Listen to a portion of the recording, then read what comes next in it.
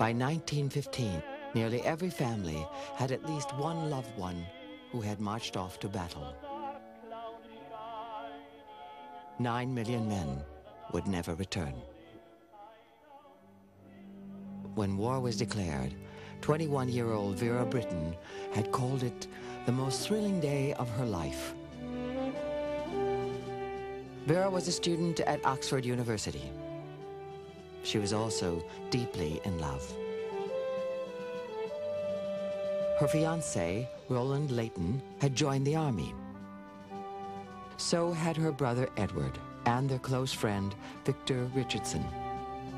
The Three Musketeers, Vera called them. The war, we decided, came harshest of all upon us who were young. The middle-aged and old had known their period of joy.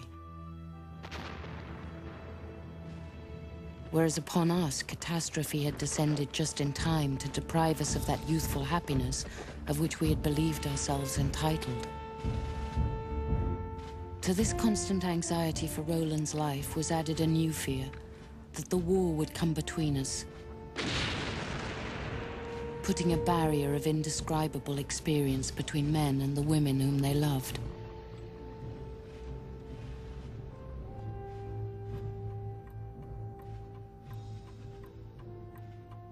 Worse than saying goodbye for Vera was staying passively at her home outside London, wondering and worrying, as each day brought the possibility of dreaded news about Roland.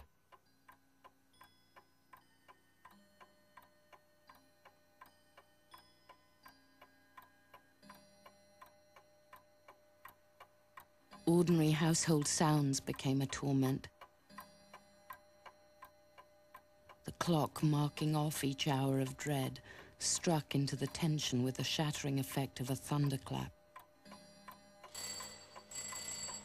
Every ring at the door suggested a telegram.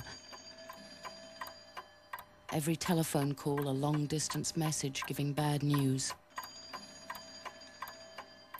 Wanting to contribute, Vera tried knitting for soldiers, but quickly became bored. Women get all the dreariness of war, she complained, and none of its exhilaration. She decided to leave Oxford and become a nurse.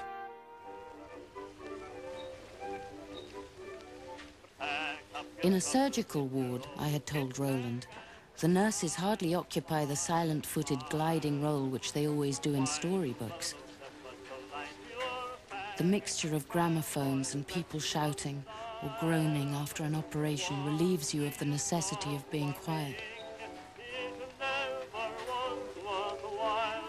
They were blaring, blatant gramophones, though the men found them consoling, perhaps because they subdued more sinister noises. They seemed to me to add a strident grotesqueness to the cold, dark evenings of hurry and pain.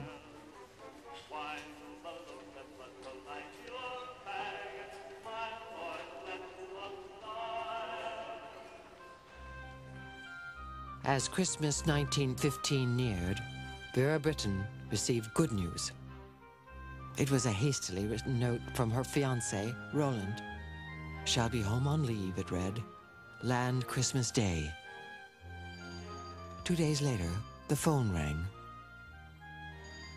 Believing that I was at last to hear the voice for which I had been waiting, I dashed joyously into the corridor.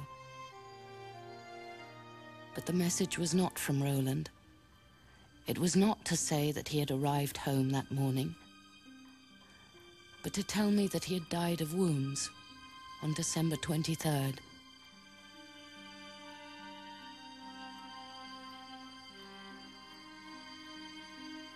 Roland, I reflected bitterly, was now part of the corrupt clay into which war had transformed the fertile soil of France. He would never again know the smell of a wet evening in early spring. It was a bitter, grey afternoon. I wondered, however, I was going to get through the weary remainder of life. I was only at the beginning of my 20s.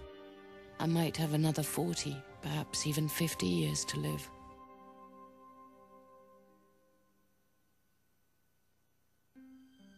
The next to die was her friend Victor. Vera clung to the hope that the last of the Musketeers, her brother Edward, would survive. He was killed in the last year of the war.